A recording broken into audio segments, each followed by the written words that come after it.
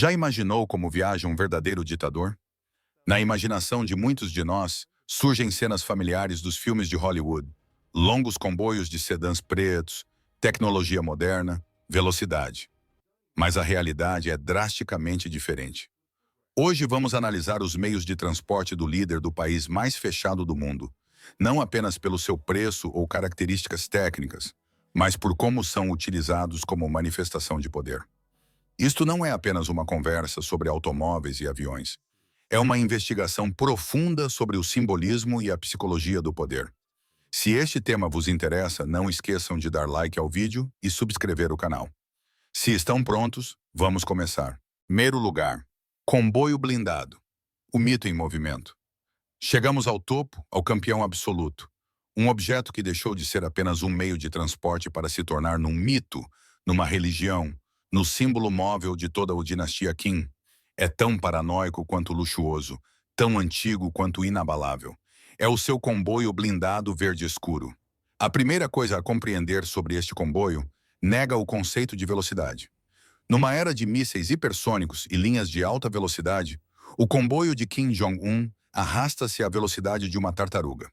A sua velocidade média é de aproximadamente 60 km/h e em troços obsoletos da ferrovia norte-coreana desce para 30 a 40 km/h.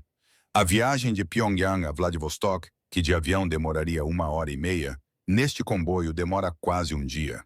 Mas é nesta lentidão que reside o seu maior poder. Isto não é uma deficiência, é um conceito filosófico. Quando se viaja tão devagar, não se está apenas a viajar, está-se a governar.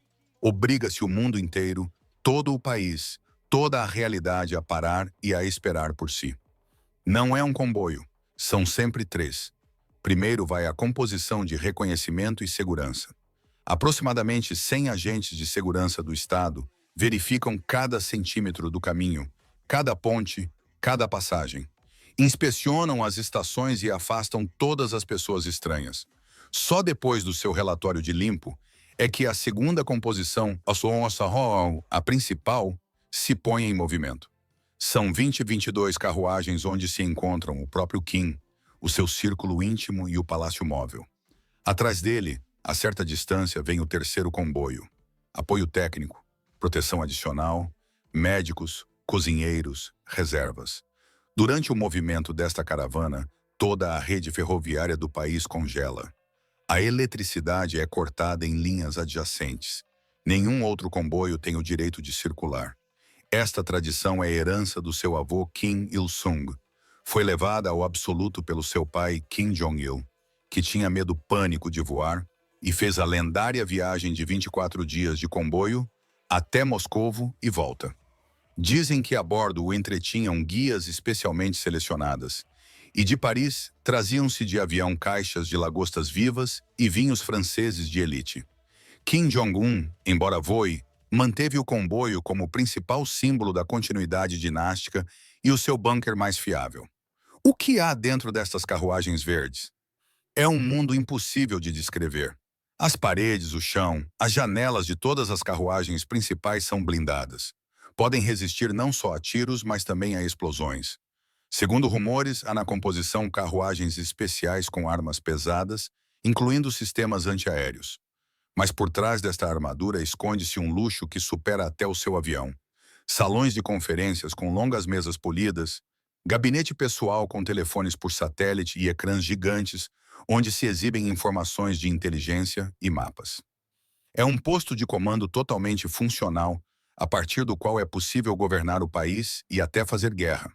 Há uma carruagem-restaurante onde trabalham os melhores cozinheiros que preparam pratos de qualquer cozinha do mundo. E, naturalmente, apartamentos pessoais, quarto, casa de banho, sala de estar.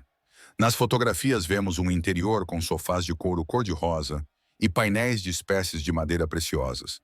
Mas o elemento mais louco deste sistema são as carruagens-garagem. No comboio transportam-se consigo 2 Mercedes Pullman blindados. Assim, por exemplo, ao chegar a Pequim ou Vladivostok, Kim Jong-un desce os degraus do seu comboio e entra imediatamente na sua limusina habitual, familiar e totalmente protegida. A sua bolha de segurança e luxo não rebenta nem por um segundo. O comboio blindado é o número um absoluto e indiscutível. Reúne tudo simultaneamente. É o símbolo da continuidade dinástica. É a fortaleza móvel mais impenetrável do planeta. É um palácio sobre rodas de luxo cujo menu é uma troça ao seu próprio povo faminto. É o meio mais poderoso de projeção de poder que congela todo o país quando aparece. É lento, ineficiente, arcaico, mas precisamente por isso é ideal. Mostra que o seu dono está fora do tempo, fora da velocidade, fora das leis da física e da economia que funcionam para as pessoas comuns. Não anda sobre carris. São os carris que se desenham para onde ele quer. Segundo lugar, frota de limusinas negras. Insulto às sanções. Dos céus enganadores descemos à terra firme e implacável. É aqui que começa o verdadeiro thriller. Se o avião se revelou parcialmente um bluff, o parque automóvel de Kim Jong-un é cruel. É uma realidade palpável. Essa não é apenas uma coleção de carros. É um monumento funcional e permanentemente ativo da capacidade de ultrapassar quaisquer sanções e obter tudo o que deseja. Esta é uma história sobre uma rede global de contrabando, hipocrisia corporativa e poder absoluto. A pérola da sua coleção, o seu navio almirante em terra, é o Mercedes-Maybach S600 Pullman Guard. Dividamos este nome em partes. Mercedes, símbolo da qualidade alemã. Maybach, o nível mais alto de luxo que supera até a classe S Pullman, nome histórico para as limusinas de representação mais longas usadas por monarcas e chefes de Estado. E finalmente Guard, marca de blindagem de fábrica da classe mais elevada. Isto não é um automóvel, é um bunker móvel de smoking. O seu comprimento é de 6,5 metros, o que o torna mais longo do que muitas picapes americanas. Sob o capô, há um V12 silencioso, mas poderoso, que pode afastar imediatamente esta fortaleza de mais de 5 toneladas de qualquer perigo. Mas o principal é a proteção. A cápsula de blindagem de fábrica corresponde à classe VR9. Isto não é apenas proteção contra pistolas. Isto significa que a carroçaria e os vidros multicamadas resistem a tiros de metralhadoras, incluindo a K-47 com balas perfurantes. O fundo reforçado salva de granadas que explodem sob o carro. No interior, reina o esplendor do luxo. Na parte traseira, 4 poltronas dispostas frente a frente criam um gabinete móvel para negociações. Massagem, ventilação, monitores pessoais, frigorífico para champanhe.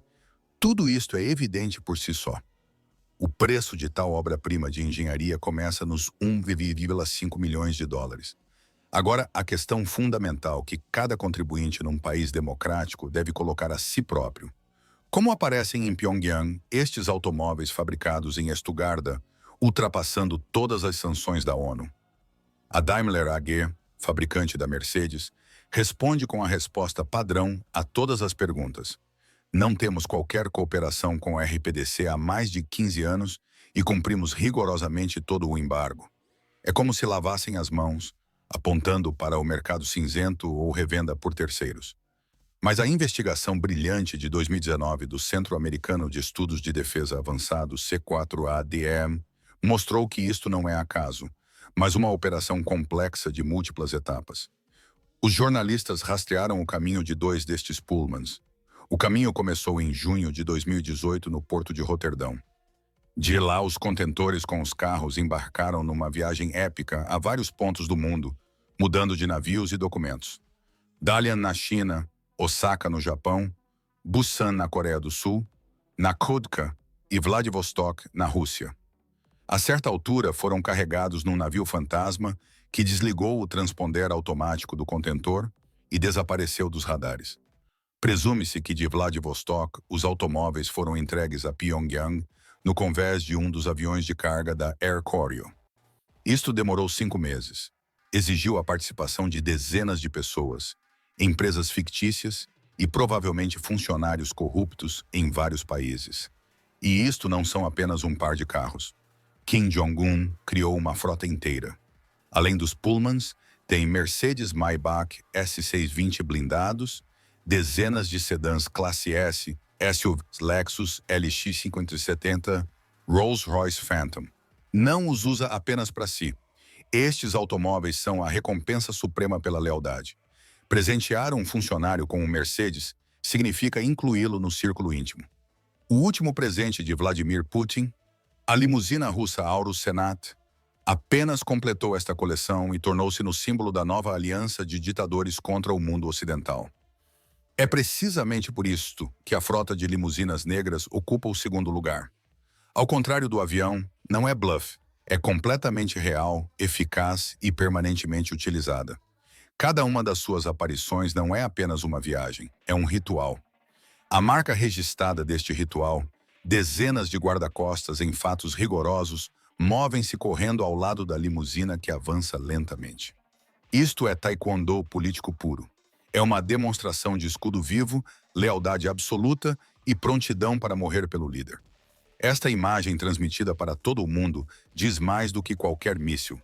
Terceiro lugar, Il-62M Shamayun, o paradoxo voador. Agora deixamos as águas ociosas e subimos aos céus. Este é o nível onde se situa o exemplar mais contraditório da coleção. É simultaneamente um símbolo de orgulho nacional e de humilhação nacional. Palácio voador e ruína voadora. Quando Donald Trump pisou pela primeira vez o convés do avião pessoal de Kim Jong-un em 2018, o bilionário habituado ao seu Boeing 757 com detalhes dourados, ficou genuinamente impressionado. Esperava ver ascetismo e herança da era soviética. Em vez disso, viu luxo provocador. Mas por trás desta fachada esconde-se uma história de atraso tecnológico, medo e dependência. A base desta maravilha aérea é constituída pelo avião de longo curso soviético Il-62M. O seu primeiro voo foi em 1960. Este é um avião de outra era. Foi projetado numa época em que os computadores ocupavam salas inteiras. No início do século XXI, a maioria das companhias aéreas do mundo retirou estas máquinas de serviço. Eram muito caras em manutenção, exigiam muito combustível e não cumpriam as normas modernas de ruído. Hoje voam menos de 15 destes aviões no mundo e a maioria está na Coreia do Norte. O avião de Kim, que leva o nome Chamae-1 em honra da ave nacional Falcão Peregrino, parece por fora um bordo número 1 padrão. Mas o verdadeiro espetáculo começa no interior. O Il-62 padrão podia transportar 186 passageiros em configuração densa. No Chamae-1, todo este espaço foi destinado aos apartamentos pessoais do ditador. Após a renovação realizada aproximadamente em 2015, o salão mudou. Nas fotografias divulgadas pelos meios de comunicação estatais, vemos um mundo congelado, algures entre uma sala de reuniões do Politburo e um cassino de Las Vegas, poltronas de couro branco como a neve, mesas polidas feitas de espécies de madeira preciosas, cortinas pesadas nas janelas e o mais surpreendente, cinzeiros de cristal sobre as mesas. Numa época em que é proibido fumar em praticamente todos os aviões do mundo, o avião pessoal de Kim Jong-un é o seu clube de charutos voador pessoal. Mas por que razão este, aparentemente o principal símbolo do seu poder, ocupa apenas o terceiro lugar no nosso ranking e não o primeiro? A resposta é simples, porque o Chamae-1 é um grande bluff. Este é um avião para uso interno. Adapta-se perfeitamente para impressionar os seus generais durante voos de inspeção pelo país ou para viagens curtas ao irmão mais velho, a Pequim ou a Rússia. Mas em 2018, quando se tratou da cimeira histórica com o presidente dos Estados Unidos em Singapura, um voo verdadeiramente responsável e distante, todo este sistema falhou. Especialistas em aviação internacional alertaram unanimemente que o velho Il-62 simplesmente poderia não chegar. O risco de avaria técnica era demasiado elevado, e Kim, apesar de todo o seu orgulho, não podia permitir tal humilhação. E então aconteceu o inconcebível. Para a viagem internacional mais importante da sua história, Kim Jong-un foi forçado a pedir um avião emprestado à China. Para Singapura, voou não no seu Chamae-1, mas num gigante Boeing 747 da Air China, normalmente usado para transportar altos funcionários chineses. Foi uma derrota terrível. O mundo inteiro viu que por trás da fachada de Estado nuclear e palácio voador se esconde atraso tecnológico e dependência crítica de Pequim. Não conseguia garantir sequer a sua própria segurança no ar sem ajuda externa. O Chamae-1 é a metáfora perfeita de toda a RPDC moderna. Uma fachada impressionante, luxuosa, provocadora que, vista de perto, revela um sistema obsoleto, antigo e incapaz de competir na arena mundial sem apoio externo. Ocupa orgulhosamente o terceiro lugar pela escala da intenção e magnificência da execução, mas a sua fundamental falta de fiabilidade não lhe permite subir mais alto. Quarto lugar, iate pessoal. O navio que não deveria existir. Agora descemos das alturas utilitárias para o mar, para o mundo do hedonismo puro. Se os helicópteros são um meio de poder, o próximo item é a sua principal recompensa. Este é o insulto mais aberto às sanções, às resoluções da ONU e a toda a ordem mundial. O mundo viu-o pela primeira vez em 2013. Em fotografias oficiais, quando o líder inspecionava uma estação de pesca, por detrás dele, contra o fundo de treineiras norte-coreanas enferrujadas, via-se algo estranho. Uma silhueta branca como a neve, elegante. Especialistas em construção naval identificaram com surpresa que se tratava de um iate fabricado pelo estaleiro britânico Princess Yachts. O nome do modelo era Princess 98 Motor Yacht. Para quem não está familiarizado com este setor, expliquemos. A Princess é neste campo como a Rolls-Royce. É o padrão da qualidade britânica, do estilo e, claro, do preço elevado. O preço base de um iate destes de 30 metros começa nos 7 milhões de dólares. E com pedidos personalizados adicionados, pode facilmente atingir 8, 9 milhões. Paremos um momento e digiramos esta informação. Num país que sofre periodicamente de fome e solicita regularmente ajuda alimentar internacional, o líder possui um dos iates de série mais caros do mundo, fabricado num país membro da NATO. Como? Como chegou lá? Atravessando as sanções mais severas que proíbem o envio de quaisquer bens de luxo para a RPDC. Este é o maior enigma. A Princess Yachts, naturalmente, declarou que não tem nada a ver com isso e que nunca cooperou com a Coreia do Norte.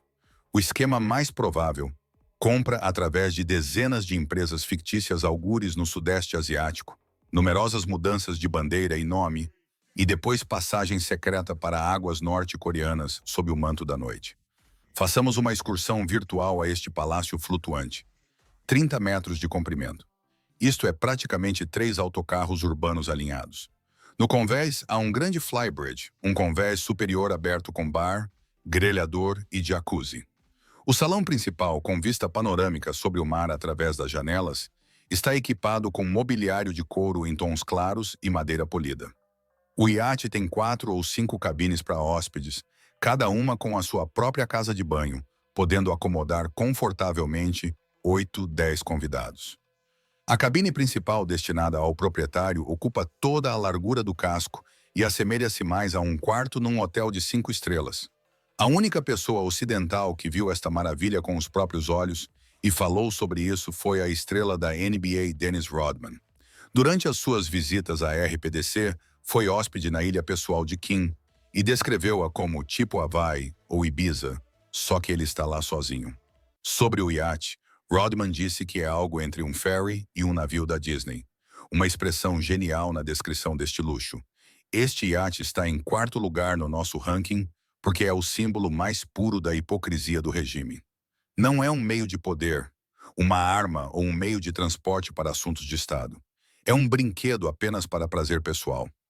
Enquanto a propaganda estatal critica o estilo de vida burguês e apela ao povo à poupança em nome das ideias justas, o líder supremo destas ideias desfruta de todos os benefícios do capitalismo num navio britânico. 5º lugar, frota de helicópteros. As asas do contrabando. Muitos observadores consideram a frota de helicópteros de Kim Jong-un insignificante. Mas é precisamente esta convicção que constitui um grande erro. Nesta coleção de helicópteros de vários tipos, reflete-se a essência do regime, a sua hipocrisia, as raízes no contrabando e a capacidade de usar qualquer tecnologia tanto para propaganda como para controlo. No centro desta história está uma operação de espionagem digna da era da Guerra Fria. Nos anos 80, a Coreia do Norte necessitava de helicópteros leves e manobráveis. Obter tecnologia militar americana parecia impossível. Foi precisamente por esta razão que se realizou uma operação histórica de contrabando.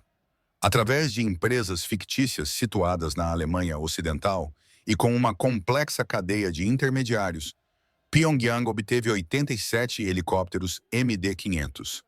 Nos documentos, estes eram apresentados como máquinas destinadas a fins civis. Mas o que interessava aos norte-coreanos era precisamente a origem militar destes helicópteros. O helicóptero de reconhecimento Hughes ou H-6, conhecido no Vietnã pela alcunha de Loach. Depois de os helicópteros chegarem à Coreia do Norte, começou a transformação. A aparência civil foi eliminada. As máquinas foram pintadas com camuflagem militar e instalaram-se sistemas de mísseis Malyutka de fabrico soviético. Assim, os táxis aéreos obtidos por Ardil transformaram-se em unidades de combate completas. Hoje, estes helicópteros são participantes permanentes de paradas militares. Mas para Kim Jong-un, não são apenas armas, são um meio de poder pessoal. Imagens de satélite dos últimos anos mostram que praticamente junto a cada uma das suas grandes residências, incluindo a luxuosa vila costeira em Wonsan, há uma plataforma de helicópteros. Isto permite-lhe deslocar-se dentro do país com máxima imprevisibilidade, organizar visitas de inspeção surpresa. Imagine que o funcionário local sabe que a qualquer momento pode aterrar o helicóptero pessoal do líder. Esta é a forma mais eficaz de manter toda a vertical do poder num estado permanente de medo e tensão. Naturalmente, a frota não se limita apenas às máquinas americanas contrabandeadas. A força de trabalho principal são máquinas soviéticas comprovadas, o Mi-8, o helicóptero bimotor mais massivo do mundo, e o Mi-26, o maior helicóptero de série do planeta com maior capacidade de carga. Em julho de 2024, quando inundações devastadoras atingiram o noroeste do país, a televisão estatal exibiu imagens dramáticas. Sob a liderança pessoal de Kim Jong-un, dezenas de helicópteros evacuavam milhares de pessoas. Esta foi uma ação de propaganda perfeitamente organizada que apresentava o líder como o salvador da nação. Mas por detrás destas imagens esconde-se um cálculo frio. Os helicópteros que hoje salvam pessoas podem amanhã ser usados para enviar grupos de diversão à Coreia do Sul. É precisamente por esta hipocrisia, pela combinação da audácia do contrabando, da ameaça militar e da hipocrisia propagandística, que a frota de helicópteros ocupa o 5º lugar no nosso ranking. Conclusão. Depois de aprender tudo isto, conseguirá alguma vez olhar para um comboio comum da mesma forma? Nesta investigação, analisamos o império de transportes de Kim Jong-un, não apenas em termos de luxo e tecnologia, mas como mecanismo psicológico de poder. Cada meio, desde o helicóptero ao comboio, é parte integrante do seu poder, da sua manipulação e do seu sistema de controle. Muito obrigado por terem acompanhado este vídeo até ao fim. O vosso apoio, os vossos likes e subscrições são muito importantes para nós. Não se esqueçam de carregar no sino para ficarem a par das últimas notícias e não perderem os nossos novos vídeos.